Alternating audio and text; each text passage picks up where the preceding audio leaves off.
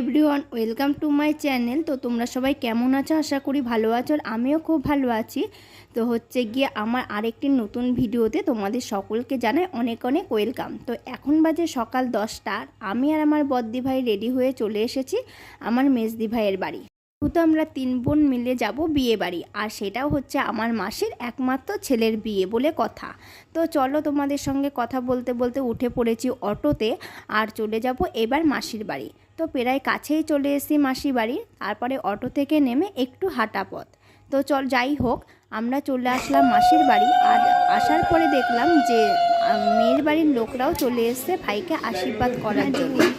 মাসি আশীর্বাদের তত্ত্বগুলো বরণ করে ঘরে নিয়ে নিয়েছে, আর এইদিকে ভাই বসে পড়েছে আশীর্বাদের জন্য।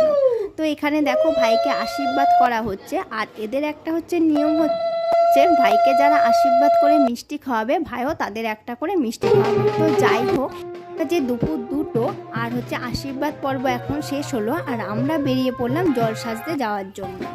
তো হচ্ছে গিয়ে যতই রোদ হোক না কেন, বিয়ে বলে কথা, জল সাজতে যাব না তা তো হয় না, তাই হচ্ছে বেরিয়ে পড়লাম জল ভরতে যাওয়ার জন্য। তো আমরা হচ্ছে যেহেতু আজকে প্রচণ্ড রোদের তাপ আর প্রচণ্ড গরম পড়েছে, তাই রোদের হাত থেকে বাঁচার জন্য নিয়ে নিয়েছি একটা ছাতা।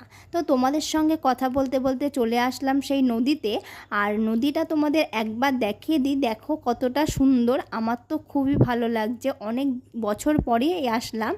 আর ওইদিকে ওপারে হচ্ছে কৃষ্ণচূড়া ফুলের গাছ, দেখতেও খুব সুন্দর লাগছে। এই নদীটাকে আমরা খড়ি নদী বলেই চিনি ছোটোবেলা থেকে, অনেকে এই নদীটাকে জলঙ্গি নদী বলে।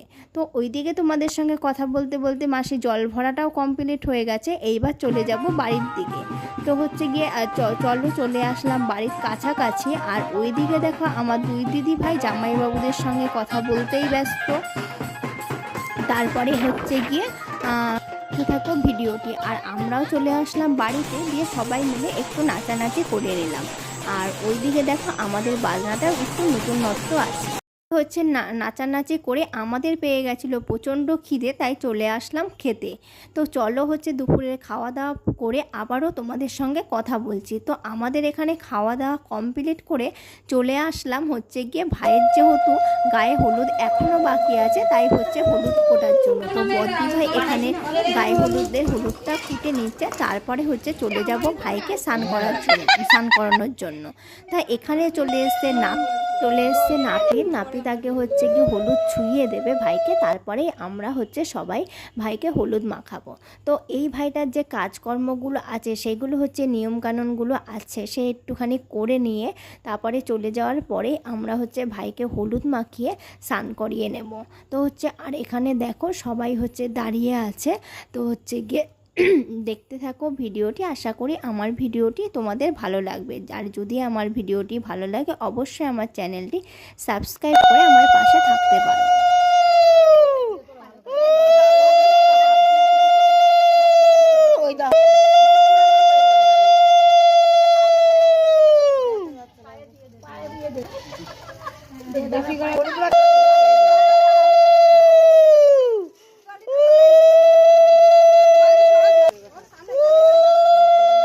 হলুদ মাখিয়ে স্নান করানোর পর আমরাও সবাই মিলে খেলে নিয়েছিলাম একটু হলুদ। তারপরে হচ্ছে চলে আসলাম তোমাদের গাড়ি সাজানোটা দেখাতে।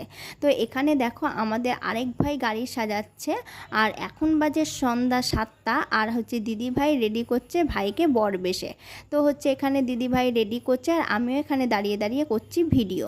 তো চলো ভাইকে হচ্ছে গিয়ে দিদি ভাই কমপ্লিট করে নেওয়ার পরে তোমাদের হচ্ছে দেখিয়ে দিচ্ছি। তো ভাইকে এদিকে বরবেশে রেডি করা কমপ্লিট, আর ভাইয়ের বন্ধুরাও রেডি হয়ে চলে এসছে ভাইয়ের সাথে বরযাত্রী যাওয়ার জন্য। আর এইদিকে যেই কিছু নিয়ম কানুনগুলো আছে সেইগুলো মাসি আর অন্য দিদিরা মিলে সেরে নিচ্ছে। তো হচ্ছে গিয়ে যাই হোক, ভাইকে কিন্তু খুবই সুন্দর লাগছে দেখতে।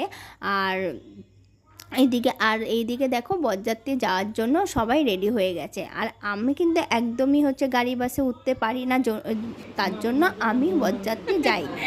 তো যাই হোক, আজকের জন্য ভিডিওটি এখানেই শেষ করলাম। দেখা হবে অন্য কোনো ভিডিওতে। যদি আমার ভিডিও ভালো লাগে অবশ্যই আমার চ্যানেলটি সাবস্ক্রাইব করে আমার পাশে থাকতে পারো। আর যারা অলরেডি আমার চ্যানেলটি সাবস্ক্রাইব করে দিয়েছো তাদের জানাই অসংখ্য ধন্যবাদ। তো আজকের জন্য টাটা, দেখা হবে অন্য কোনো ভিডিওতে।